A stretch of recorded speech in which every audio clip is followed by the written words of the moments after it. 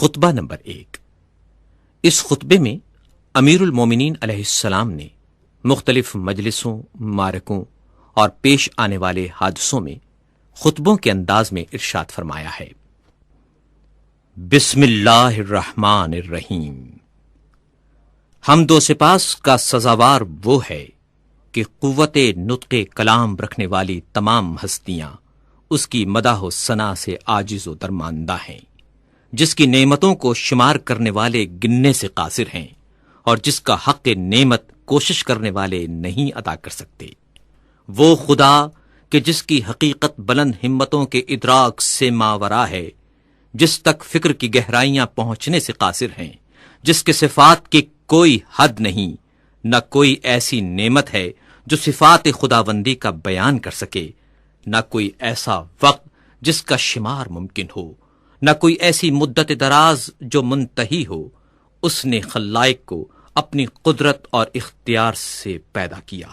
اور ہواؤں کو اپنی رحمت اور مہربانی سے پھیلایا، اور متحرک و لرزاں زمین کو سنگھائے بزرگ پہاڑوں سے میخ خوب کیا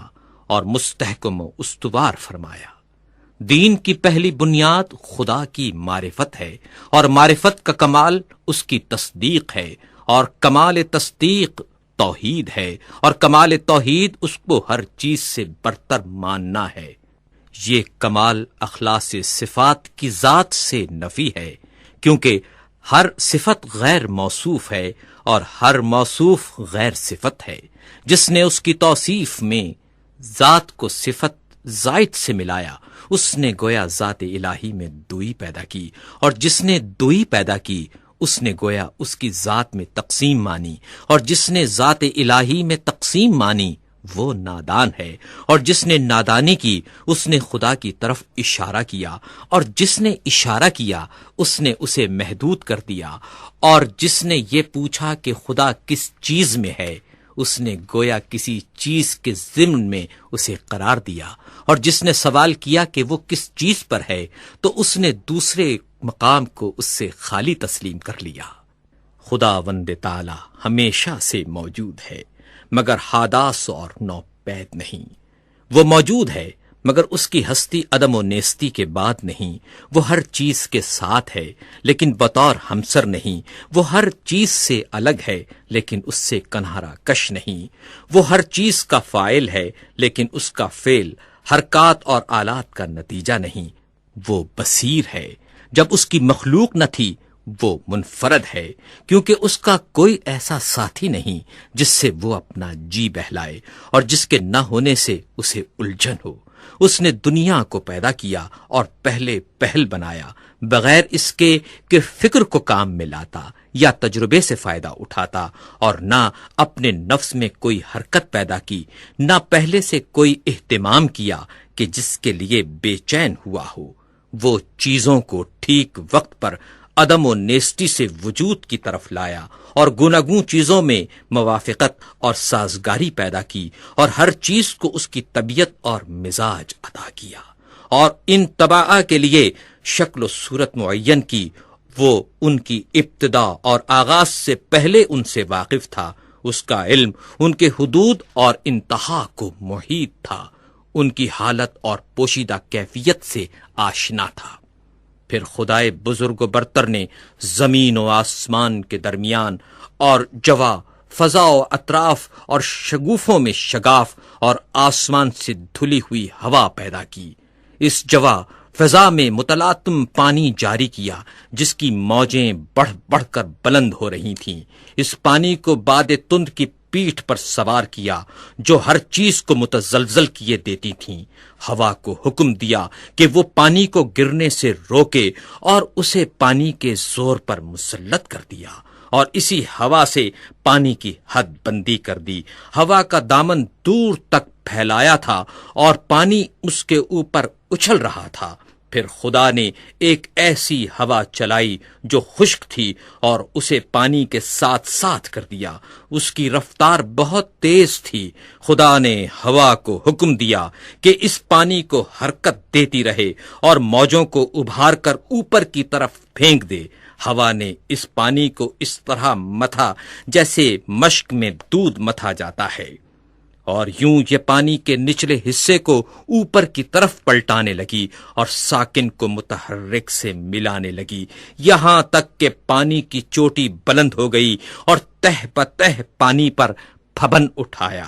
اور پھر اس پانی کو شگاف دی ہوئی اور کشادہ فضا میں بلند کیا، جس سے 7 آسمان بنائے، آسمان زیریں کو ایک جمی ہوئی اور رکی ہوئی موج قرار دیا، اور آسمان بالا کو ایک محفوظ چھت اور بنائے مرفوع بنا دیا، آسمان کو بغیر کسی ستون کے روکے اور بغیر میخ کے اپنی جگہ پر قائم رکھا۔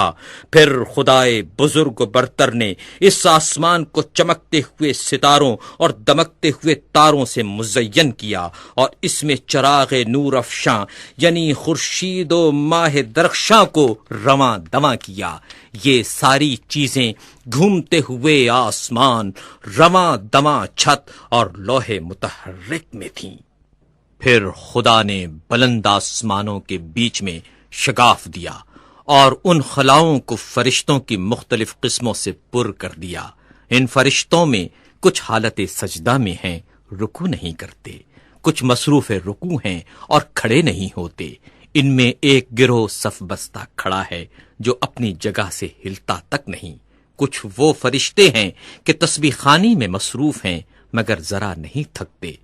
یہ تمام ملائکہ ایسی غیر مادی ہستیاں ہیں کہ ان پر آنکھوں کی نہ نیند چھاتی ہے، نہ عقلوں کی بھول چوک کا غلبہ ہوتا ہے، نہ بدنوں کی سستی طاری ہوتی ہے، نہ بھول چوک کی غفلت کا اثر طاری ہوتا ہے۔ انہی فرشتوں میں ایک قسم کے وہ ہیں جو خداوند متعال کی وحی کے امین ہیں، اس کے پیغمبروں اور رسولوں کے پاس پیامبر بن کر اور احکام و فرامین الہی لے کر آتے جاتے ہیں۔ انہی میں ایک قسم ان فرشتوں کی بھی ہے جو اس کے بندوں کے نگہبان اور اس کی جنتوں کے دربان ہیں۔ ان میں بعض ایسے فرشتے ہیں کہ جن کے قدم زمین کے طبقات زیریں میں گڑے ہوئے اور گردنیں بلند و بالا آسمان سے نکلی ہوئی، اور ان کے اجسام اطراف عالم سے نکلے ہوئے ہیں، اور عرش الہی کے پیالے سے ان کے کاندھے ملے ہوئے ہیں، اور ہیبت و عظمت انوار الہی سے ان کی نگاہیں جھکی ہوئی ہیں، اور عرش کے نیچے وہ اپنے پروں میں لپٹے کھڑے ہیں۔ ان کے اور دوسرے ملائکہ کے درمیان حجاب ہائے عزت و پردہ ہائے قدرت پڑے ہوئے ہیں۔ یہ فرشتے اپنے رب کا تصور صورت کشی سے نہیں کرتے، نہ اوصاف خلائق کو اس کے اوپر جاری منطبق کرتے ہیں، نہ اسے کسی مکان میں محدود کرتے ہیں، نہ امثال و نظائر سے اس کی طرف اشارہ کرتے ہیں۔ امیر المومنین علیہ السلام نے تخلیق آدم کے متعلق خطبہ دیتے ہوئے ارشاد فرمایا، پھر جب خداوند متعال آسمان و زمین، خورشید و ماہ و سیارگان پیدا کر چکا، اس نے جائے سنگلاخ و ہموار زمین، شور اور ارض خاکی سے جو قابل کاشت تھی پارائے خاکی اکٹھا کیا، اس کو پانی میں سانا تاکہ وہ خالص اور پاکیزہ ہو جائے، پھر اسے تری سے گوندھا یہاں تک کہ زمین کے عناصر ایک دوسرے میں پیوست ہو گئے۔ اس سے خدا نے ایک صورت پیدا کی، اس میں کچھ ٹیڑھی ہڈیاں تھیں، اعضا تھے، جوڑ تھے، پٹھے تھے۔ اسے ایک خاص مدت اور مخصوص وقت تک اسی طرح رکھا، یہاں تک کہ وہ سوکھ کر خشک ہو گئی اور سخت ہو کر کھنکھناہٹ دینے کے قابل ہو گئی۔ پھر خدا نے اس میں اپنی روح پھونک دی، اب ایک ایسا انسان پیدا ہو گیا جو ذہین ہے اور ذہن سے کام لیتا ہے، جو صاحب فکر ہے اور فکر کو کام میں لاتا ہے، جو صاحب اعضاء و جواہر ہے اور ان سے خدمت لیتا ہے۔ وہ اپنے اعضاء کو جس طرح چاہے جنبش دیتا ہے، صاحب فہم و فراست ہے، حق اور باطل میں تمیز کر سکتا ہے۔ وہ چکھنے کی حس کا مالک بھی ہے اور سونگھنے کی حس کا بھی۔ وہ رنگ اور جنس میں امتیاز کر سکتا ہے، مختلف رنگوں کی مٹی سے بنا ہوا، ان اخلاط سے ترتیب دیا ہوا جو ایک دوسرے سے معارض ہیں، گرمی سے بھی اور سردی سے بھی، تری سے بھی اور خشکی سے بھی، اندوہ و خوشحالی سے بھی۔ خدا نے یہ مخلوق پیدا کی اور آدمی نام رکھا۔ پھر خدا نے فرشتوں سے چاہا وہ اس کی امانت کا حق ادا کریں اور انہیں اپنے عہد و وصیت کی جانب متوجہ کیا کہ آدم کو سجدہ کریں اور اس کی عظمت و بزرگی کے سامنے سرے نیاز خم کر دیں۔ چنانچہ خدا نے حکم دیا، اے فرشتو آدم کو سجدہ کرو۔ سب نے سجدہ کیا سوائے ابلیس کے، جسے آدم کو سجدہ کرتے ہوئے غیرت دامنگیر ہوئی اور اس پر شقاوت طاری ہو گئی۔ اپنے آگ سے پیدا ہونے کا خیال کر کے اس نے غرور کیا اور مٹی کے بنے ہوئے آدم کو حقیر و کم مایا جانا۔ اللہ نے اس کو مہلت عطا فرمائی کہ غضب الہی کا وہ مستحق ہو جائے اور بدبختی پورے طور پر تمام ہو جائے اور وعدہ پورا ہو کر رہے۔ چنانچہ خدا نے فرمایا، تجھے وقت معلوم تک کے لیے مہلت دی جاتی ہے۔ پھر خدا نے آدم کو ایسے مکان میں رکھا جس میں زندگی کی ہر آسائش مہیا تھی، اور یہاں وہ بڑی عافیت اور امن سے تھا۔ نیز شیطان اور اس کی دشمنی سے ہوشیار اور چوکنا رہنے کی تاکید بھی کی، لیکن آخر کار شیطان نے آدم کو دھوکہ دے ہی دیا، اس بات سے جل کر کہ وہ جنت میں ابرار کی مرافقت سے بہرور ہو رہا ہے۔ چنانچہ آدم نے یقین کا شک سے اور عزمیت کا کمزوری سے سودا کر لیا، اور مسرت کو خوف سے اور فریب خردگی کو شرمندگی سے بدل ڈالا۔ پھر اللہ سبحانہ و تعالی نے اس کی توبہ قبول کر لی اور اپنے کلمہ رحمت سے اسے نوازا، اس سے جنت میں پھر بلا لینے کا وعدہ کیا، پھر اسے دار البلا میں اتارا جو تولد و تناسل کی دنیا ہے۔ آدم جب دنیا میں آئے اور تولد و تناسل کا سلسلہ شروع ہوا اور ان کی اولاد بڑھی اور پھیلی، تب اللہ نے آدم کی اولاد سے نبی منتخب کیے اور ان سے بندگان الہی تک وحی خداوندی پہنچانے کا عہد لیا اور تبلیغ رسالت کا انہیں امین بنایا، جبکہ بہت سے خدا کے بندوں نے پیمان الست فراموش کر دیا تھا اور وہ ڈر کر حق کو فراموش کر بیٹھے تھے اور بتوں کو اس کی خدائی میں شریک قرار دے رکھا تھا، کیونکہ شیاطین نے معرفت خدا سے بندوں کو بھلاوے میں ڈال دیا تھا اور انہیں اس کی عبادت سے روک دیا تھا۔ پس خدا نے ان میں لگاتار رسولوں کو بھیجا تاکہ وہ خدا کے بندوں سے عہد الست کا حق ادا کرائیں اور اس کی فراموش کردہ نعمتوں کو یاد دلائیں اور تبلیغ کر کے محبت قائم کریں، اور ان عقلوں میں جو وہم اور شک کے گرد و غبار میں دفن ہو گئی ہیں پھر سے ابھار دیں اور چمکا دیں، اور وہ نشانیاں جو سروں پر چھائے ہوئے آسمانوں میں ہیں انہیں دکھائیں، اور جو فرش زمین میں ہیں انہیں سمجھائیں اور انہیں بتائیں کہ کیونکہ اچھی باتوں سے زندگی اچھی بنتی ہے، اور مہلت کیونکہ انہیں فنا کے گھاٹ اتار دیتی ہے، کیونکہ رنج و غم کی کثرت انہیں بوڑھا بنا دیتی ہے، اور کیونکہ آفات و حوادث کا تو اثر ہوتا رہتا ہے۔ خدا نے اپنی مخلوق کو کسی نبی، مرسل یا نازل شدہ کتاب یا حجت لازمہ یا راہ روشن کے بغیر نہیں چھوڑا۔ وہ رسول کہ جن کے ہاں تعداد کی کمی تبلیغ رسالت میں کوتاہی کی موجب نہیں ہوتی، اور نہ جھٹلانے والوں کی کثرت انہیں کچھ نقصان پہنچاتی ہے۔ کچھ رسول آئے جنہوں نے پہلے والے رسولوں کی خبر دی اور بعد میں آنے والوں کی تصدیق کی، یوں ہی قرن گزرے اور صدیاں بیت گئیں اور زمانے گزرتے رہے اور آباء و اجداد آئے اور گئے، ان کی نسلیں گزریں، یہاں تک کہ خداوند قدوس نے محمد صلی اللہ علیہ وآلہ وسلم کو بھیجا تاکہ اس کا وعدہ پورا ہو جائے اور اس کی نبوت ختم ہو جائے۔ انبیاء سے اس نے اس رسول صلی اللہ علیہ وآلہ وسلم کے بارے میں عہد لے لیا تھا، ان کی علامتیں مشہور اور ولادت باعزت ہے۔ جب حضرت صلی اللہ علیہ وآلہ وسلم تشریف لائے تو دنیا میں ملل متفرقہ اور اقوام منتشرہ کی کثرت تھی۔ مختلف فرقے تھے، بعض وہ کہ خدا کو بندوں سے تشبیہ دیتے تھے اور اسے مخلوقات کی طرح جانتے تھے، بعض وہ تھے جو اس کے نام میں تحریف کرتے تھے جو اس کی ذات سے کوئی تعلق نہیں رکھتے تھے، کچھ ایسے جو اس کے علاوہ کسی غیر کے لیے رائے دیتے تھے۔ رسول صلی اللہ علیہ وآلہ وسلم نے انہیں گمراہی سے ہدایت کی طرف نکالا، انہوں نے انہیں جہالت سے بچایا۔